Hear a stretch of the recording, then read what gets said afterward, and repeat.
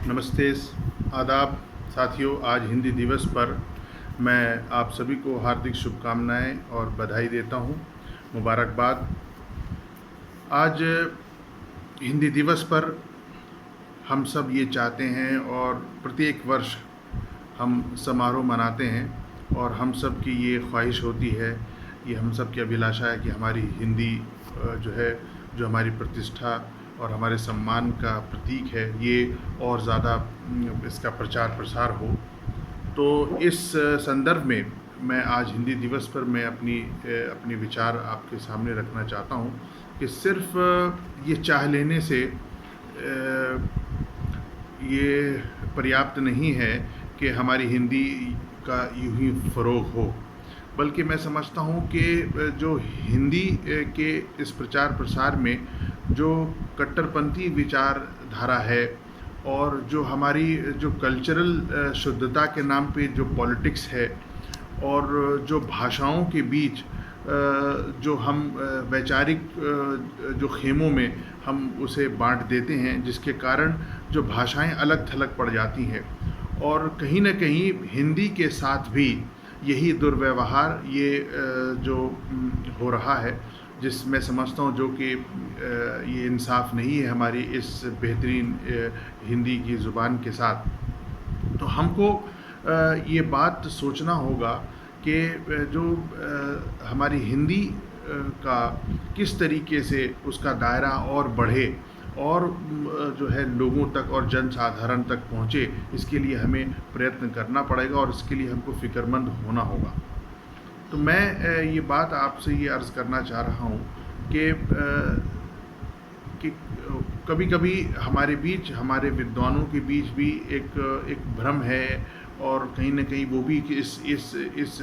पाखंड में कहीं न कहीं शामिल हो जाते हैं कि हम जितना शुद्ध बोलें, हम उतने ही बड़े विद्वान और काबिल माने जाएंगे, जिसके कारण ये होता है कि हम और सिर्फ एक भाषा को हम सबसे अलग थलग कर देते हैं और दूसरी उसकी जो परस्पर भाषाएं हैं वो कहीं न कहीं वो धीरे धीरे वो उससे दूर हो जाती हैं। वो दूसरी जो भाषाएं हैं, लोक भाषाएं हैं, चाहे वो विदेशी हों, चाहे वो दूसरी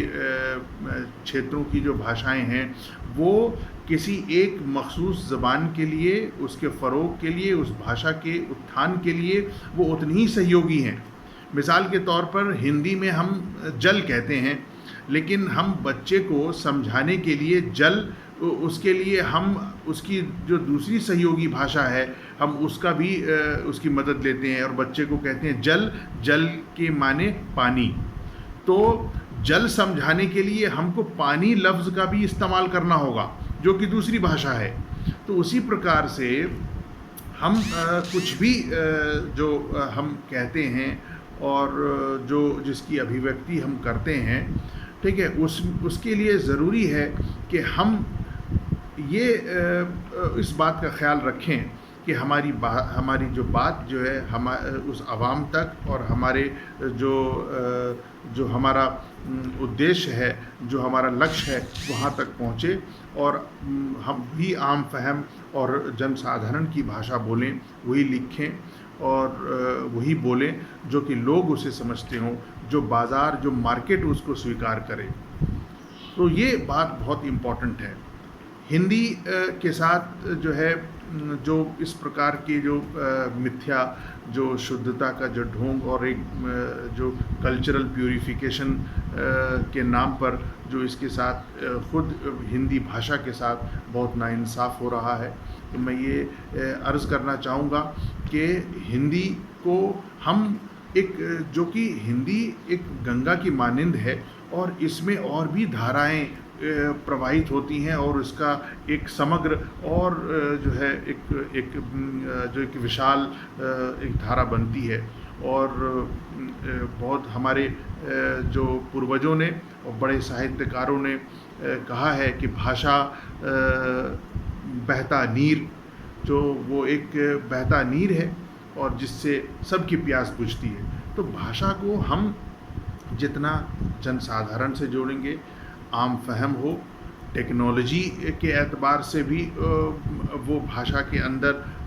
वो सहजता होनी चाहिए, कि वो उसको स्वीकार कर ले और आवाम के हिसाब से, टेक्नोलॉजी, बाज़ार के हिसाब से वो भाषा ज़्यादा कामयाब होती है, जो इन तमाम चीज़ों के मद्देनज़र जो है वो इर्द गिर्द वो भाषा जो रहती है। आप देखेंगे जो फ़िल्मों में, जो कि टेलीविज़न में, सोशल मीडिया में जिस प्रकार की जो शब्दावली, शब्दकोश का जो प्रयोग हो रहा है,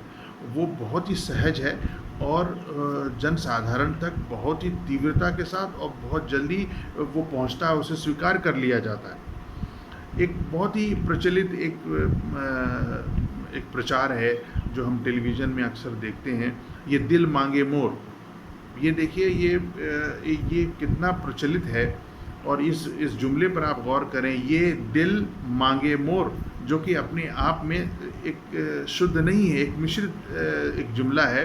और हिंदी भी है, उर्दू भी, अंग्रेज़ी भी है, ये सब मिलाकर ये अपने आप में हिंदुस्तानी एक भाषा बन जाती है। अब इसका अगर आप शुद्धिकरण करने चलेंगे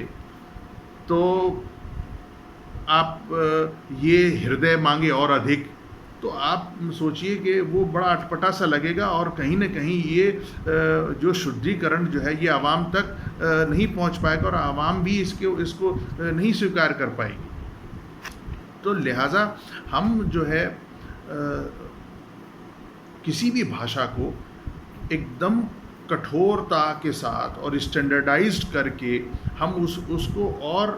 ढकेल देते हैं एकांत की ओर। तो भाषा को, उसकी बाउंड्रीज़ को हम जितना उसको हम टेक्निकली हम उस दायरों में न बांध करके हमको दूसरी भी भाषाओं को और उसके अंदर समाहित करनी चाहिए। कोई भी जुमला हो, हम कि उसको उसका उर्दू और फ़ारसी में ही हम उसका ऑल्टरनेटिव ढूँढें या संस्कृत में ढूँढें। इससे बेहतर ये है कि जो भाषा जिस जगह स्वीकृत है और जिसको आवाम ने जिस रूप में लिया है, हम उसी रूप में उसका उपयोग करें और बोलें। अब मिसाल के तौर पर पैरासीटामॉल है, तो पैरासीटामॉल का आप हिंदीकरण ना करें और ना ही जो है उर्दू और फ़ारसी में उसका उस ज़बान में उसका कोई लफ्ज़ ढूंढें, क्योंकि ओरिजिनली और केमिकली ये लफ्ज़, उसका नामकरण पैरासीटामॉल ही कहा गया है और जिसके कहने से एक विशेष उसका अर्थ है जो कि लोगों तक पहुंचता है। तो आप पैरासीटामॉल ही बोलिए और पैरासीटामॉल को आप देवनागरी में लिखेंगे तो आप कामयाब हो जाएंगे, आप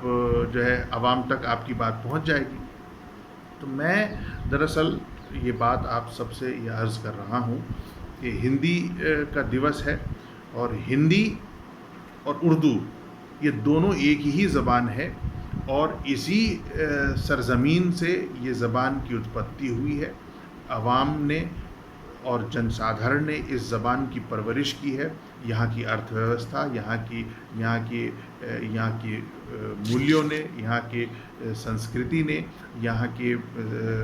जो कि आवाम ने जो है, यहाँ के बाज़ार ने, यहाँ की टेक्निक ने, टेक्नोलॉजी ने इन भाषाओं की परवरिश की है और इसका उत्थान हुआ है। तो इन भाषाओं को और लफ्ज़ों को हम इधर उधर करने के बजाय, अलग थलग करने के बजाय हम उसको इसके अंदर समाहित करें। ऑक्सफोर्ड डिक्शनरी को आप देख लीजिए, वो ऑक्सफोर्ड डिक्शनरी वो हिंदी की वो सभी प्रचलित भाषाएं और शब्द जो कि अवाम ने उसको स्वीकार कर लिया,